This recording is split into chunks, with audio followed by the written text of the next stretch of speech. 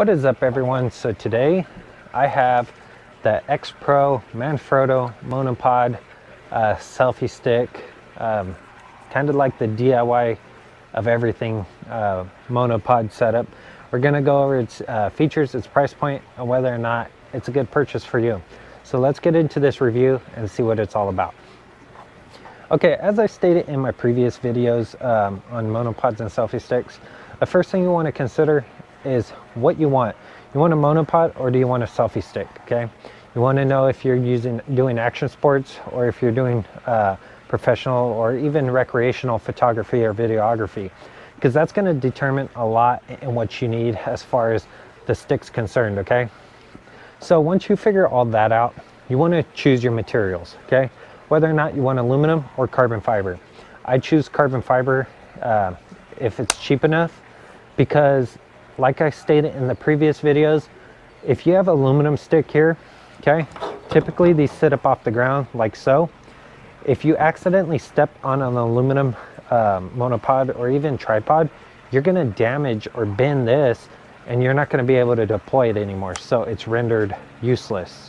Okay, so that's why I choose carbon fiber, because it takes a little bit more of a beating, but you're going to pay a little bit more for it as well. Okay, so the Manfrotto, let's go over its overall length first. Okay, so you're looking at a grand total of, I'd say 19 7/8 from the top of this head here to the bottom, the tip top of this point here. Okay, and then at extension, it's quite long.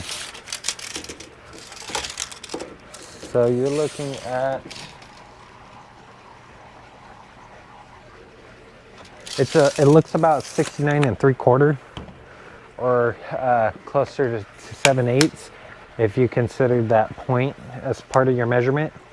Remember, when measuring, the point is not necessarily going to be an added, I guess, 1/4 inch or so, because when you use a monopod, you're not always perfectly straight. You may be leaning back because you're gonna, you know, lean forward a little bit and then you're gonna grip, so it's not always going to be perfectly perpendicular to the ground.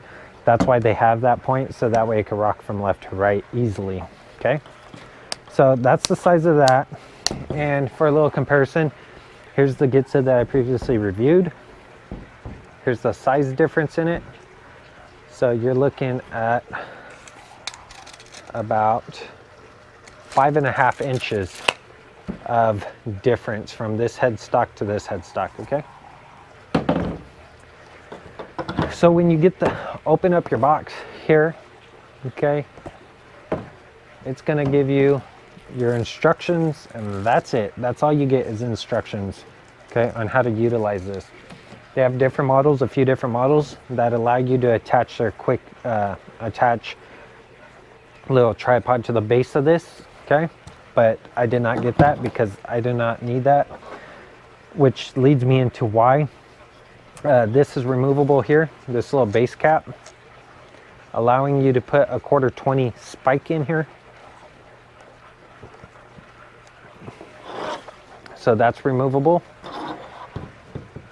You could put a spike in there, or you could mount any 1/4 camera mount setup, or even a microphone boom mic setup, so that way you could hold it at the larger end and you're not trying to fight the smaller end like a lot of monopods do. So typically you're holding them like this for a boom mic because your attachment points are up here. Okay, but this allows you to do something like this. Okay, so that's pretty neat. Keep in mind, it does have this weird square notch. Okay, so mounting stuff may be a little bit proprietary. You might even want a longer bolt head here, or if you get in the mood, you could also shave that down. Take it to a grinder, belt sander. I know it's a lot of money. I know it's something that you might not want to hear, but technically you can shave that down and modify it so it's flush. Okay, but what that allows you to do is, maybe they have some attachments for the bottom that's proprietary. but it really grips into this foot and doesn't allow it to back out as easily. Okay. Okay, you have an integrated tool here. Okay, you could put a string through this. It just clips on. One thing I don't like about this is right off the bat, it slides really easily, which isn't too bad, but it could get knocked off just as easily. Okay, I'll probably heat this up with the heat gun and maybe collapse these tabs a little bit more. I believe they should have made this a little bit stronger, in my opinion. So it allows you to make adjustments to the, I was trying to make adjustments here, but this one actually mounts it. You need to make the adjustments to these with the little nylon lock nut right there. So it just goes like this, and you could tighten it or loosen it for the retention of these. Okay, so that's what this is for. The ones that mount it to the actual tube here are permanently fixed. So if you want to tighten this, you're going to need a Torx to tighten it. But I think they already preset them, because if you tighten it too much, it won't allow the tube to slide. And then if you also tighten it too much, you'll crack the tube itself. Not the tube that you're trying to restrain, but the tube it's mounted to. Okay, so the adjustment's only for the friction here on how tight you want to adjust this. So if your thing starts sliding, you could adjust it and then lock it. Remember, when you adjust it, you want to tighten it while this lever is in the open position, because if not, you're going to be fighting this spring that's right in there. Okay, so you don't want to fight that spring. It'll probably break the tool. All right, so as far as the adjustments are concerned, I like this style of adjustment if you're not looking for a compact setup. As you can see, it is bulky, and for the size of this, we'll measure it. You're looking at about roughly 1.75 inches.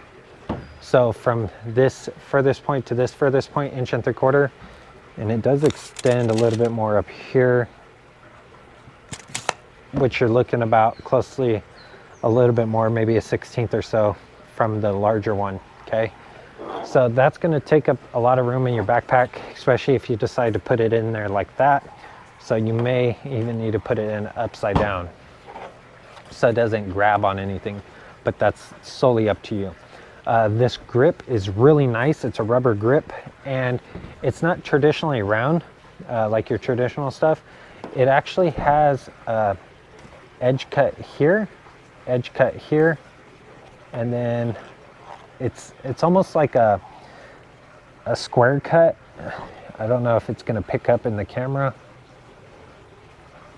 but you have a cut, and then a flat spot, and then it rounds on this side. And what that allows you to do is get a nice purchase on your top piece here, so that way it doesn't slip in your hands, even though it's rubber. Okay, so that's pretty cool. You have these good cutouts here that allow you to index your hand in here to, you know, fit a little bit better. But also, if your hands are wet and sweaty, it allows it to run down and not slip on the thing. Unlike something traditional like this, it's a smaller grip if it's a hand perfect, but this one's utilizing all the space, in which you should utilize as much space as possible, because it doesn't do you no good with just carbon fibers sticking out. Okay, but it is a lot larger than this one, so that's why your grip's a lot bigger as well. As for your strap here, okay, this strap has, I don't know why they put this little thing here for the branding. Okay, it corresponds with the grip, but it doesn't do much. It just floats. And then you have another collar for your grip here. Okay, this grip could be tightened and taken off like a backpack strap. All right, and then on the headstock, it's all plastic up here. So this face is all plastic. It's a lot larger than the Gitzo. I don't know why you would need it so large unless you're putting a heavier camera or a lot larger camera. It'll kind of support it a lot better. So this one isn't a compact setup by no means. And then you have, what I like the most about this is you have your 3/8 adapter here and then you push it down, and then you have your 1/4-20 adapter there that allows you to put a regular camera on. So everything's integrated all in one. It's spring loaded, it's innovative, it's cool, you know. It's not old school. All right. As for the levers here, you have just a spring screw and your cam lever, okay? The only thing I'm scared of with this type of setup is it feels like it could potentially break by slamming it, you know, because that spring tension is real strong. But other than that, it's quick deployment, and these leaves extend smooth, okay? It has a diamond weave pattern in the carbon fiber, all right? Whereas the Gitzo also has a diamond weave carbon fiber pattern. This one has like a shinier finish than the Gitzo. I do like the Gitzo carbon fiber a lot better, but I do like the deployment of the Manfrotto even more, okay? Because it's kind of like aesthetics, right? You want it to be aesthetically pleasing, but at the same time you want it to be functional. So for the verdict, this price point comes in around that $200 to $250 price range. Of course, it was brand new when I purchased it, but I did not pay full retail. Like I say, never pay full retail, wait it out, and eventually good deals will come by, okay? Would I recommend this? Heck yes. This is one of the ones that I really like the design of. I do wish it was more compact like this with these latches, but I mean, that's something that each company's going to design differently, okay? Would I recommend this product? Would I buy this again? Heck yes, I definitely buy the Manfrotto product. Their aluminum piece here does have that option to have that quick detach monopod tripod thing at the base. Would I recommend getting that? Heck no. What I recommend doing is buying a tripod that's a lot more compact, that you could use as a handheld style tripod, and then a tabletop tripod once it's deployed, because that you could just screw on the bottom of this leg, especially when you're doing monopod stuff and you want it to be used as a tripod. These are not designed to replace tripods, but they do make desktop tripods that extend out and give you a lot larger base platform to start with. And in my opinion, I think that's way better than purchasing theirs. But that's just personal preference. A lot of people go by brands, you know, and I understand everyone wants their equipment to match. I kind of just go for the best designed and the most aesthetically pleasing stuff that's going to work for me, right? Because at the end of the day, if it doesn't work for you, it's a waste of money. So just for comparison, which one would I choose? There's two different styles here. This one weighs a little bit more than the Gitzo, so I'd choose this one if I was backpacking. But if I had a studio setup, or I just wanted to throw this in my car to take with me, but I wasn't backpacking, I definitely would recommend this one over this one. But both of them are well built. This design here, if you buy a cheaper one with these locking lugs here, they're not as smooth. So I definitely recommend this clamp style because it's real harsh on the clamping force. So it's going to give you a more structurally like solid clamp. Whereas these, I mean, you got to really apply pressure, like really torque them over for the cheaper ones. And if you don't, your thing will start slipping. But also these, if they get grit in them, like if you take this to the ocean or whatever and water gets in them, because you're standing in the sand or sand piles in there, it's gonna really mess these up. So keep that in mind. This one should be a little bit more forgiving because it's a clamp mechanism and not a twist mechanism. So these don't have threads that are gonna cam up. So that's the review.